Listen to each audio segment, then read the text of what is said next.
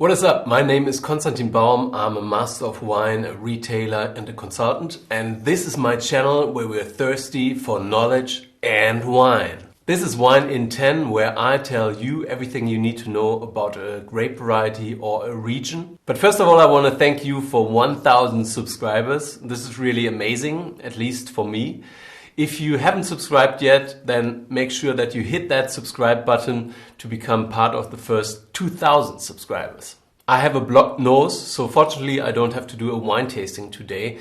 After talking about Riesling a few videos back, I now want to focus on the other great white grape variety, the #1 terroir transporter and shapeshifter in the wine world, Chardonnay.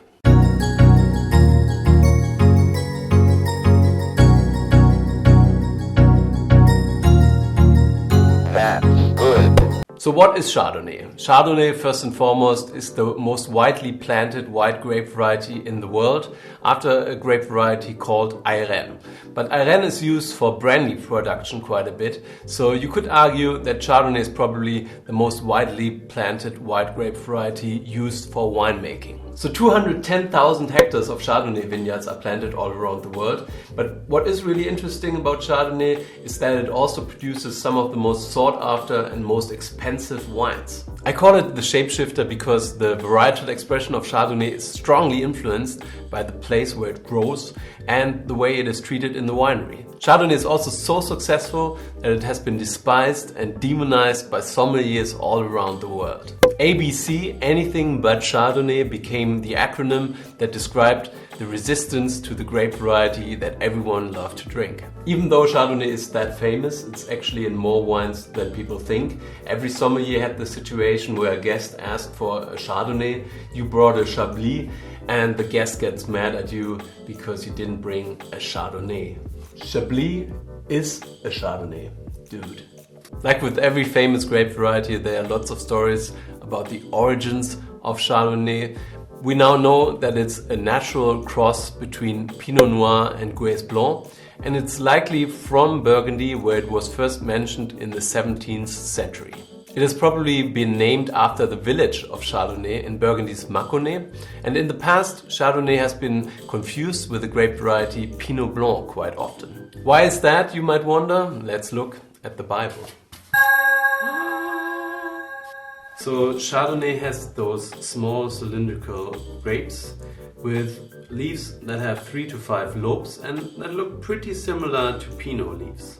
One reason for Chardonnay's success is that it grows in a pretty wide range of climates and it can produce high yields, so you can also use it for commercial wine production.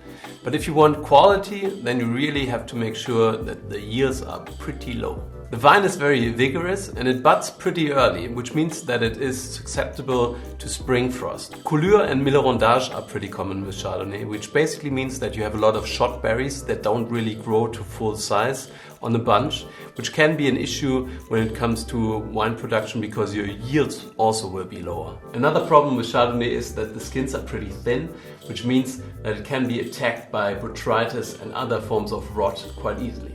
Picking time is super important when it comes to Chardonnay. The bunches can lose acidity and gain sugar quite easily, which will lead to more alcohol in the final wine. So that is also why you have a big range from very elegant, delicate, fresh and light in alcohol wines to really rich, concentrated, exotic and alcoholic Chardonnays. Clones are also very important when it comes to Chardonnay. A clone of a grape variety might be available in large numbers, but all of the vines have the same DNA because all of them originate from cuttings from the same mother vine. So if you pick Chardonnay clones 75, 78 or 121, you'd be able to produce more quantity.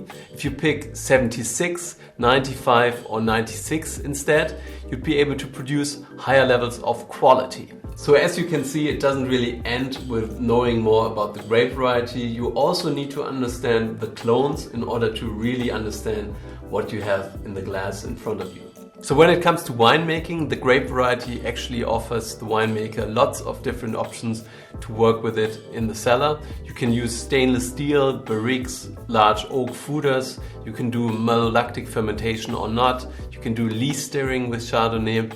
There are plenty of different options. As a general rule, most of the greatest Chardonnays in the world follow the Burgundy model, which means fermentation and maturation in small barriques. Chardonnay is also used in sparkling wine production quite a bit, and it is the only white grape variety that is allowed to be used in Champagne. Well, that was actually a lie. The rules in Champagne also allow Arbane, Petit Meslier, Pinot Gris and Pinot Blanc to be used in the production of Champagne, but they are very rarely used. So Chardonnay does really well at a lot of things, but the only style Chardonnay struggles with is sweet wines. There are very few great sweet wines being made from Chardonnay. So where does Chardonnay grow? Well, actually, where doesn't Chardonnay grow? There are 210,000 hectares of vineyards planted to Chardonnay all around the world, and they are spread out across 41 different countries. Chardonnay has conquered all winemaking continents, and it is crucial for quality wine production in quite a few different countries. So the number one Chardonnay making country in the world is pretty obvious. It's France with 50,000 hectares of vineyards planted to Chardonnay. It's in second place only behind Uni Blanc. One could argue that the best Chardonnays in the world are made in Burgundy, but what is pretty clear is that the most expensive Chardonnays are from Burgundy. So if you look at the list of the most expensive wines on Wine Searcher, 4 of the wines in the top 10 are white wines, and 3 out of those 4 are Chardonnays from Burgundy that are actually from the hill of Montrachet, and 1 is a German Riesling. So have a look at my video on Burgundy if you want to find out more about the region. I'll link it up somewhere up there. So in second place we have the USA. 43,000 hectares of Chardonnay vineyards are planted in the USA, but it's currently kind of stagnating, and there are other white grape varieties that are becoming more and more important. California is the most important region when it comes to Chardonnay, and there are some truly amazing Chardonnays coming out of Napa, Sonoma and Santa Barbara, for example. Oregon and Washington State also produce some great Chardonnays, but they are produced in much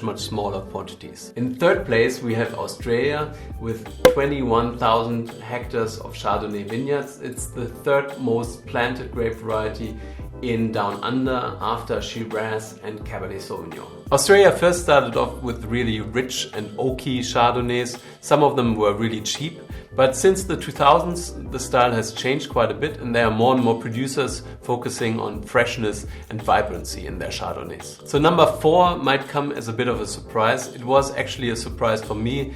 It's Italy. There are actually some really high-end Chardonnays coming out of Italy, like Gaia's Gaia Airen Chardonnay, but most of the Chardonnay plantings in Italy are actually used for sparkling wine production. So in fifth place we have Chile with 12,000 hectares of Chardonnay vineyards. Chardonnay is now planted in most major winemaking regions, but there's still no really famous Chardonnays coming out of Chile, but there are some really nice examples. So which glass would you use for Chardonnay? I actually broke my favorite Chardonnay glass quite recently, but I would use this glass for fine and elegant Chardonnays like Chablis, for example, and this glass, which is a big Pinot Noir glass, for richer, concentrated and more oaky Chardonnays.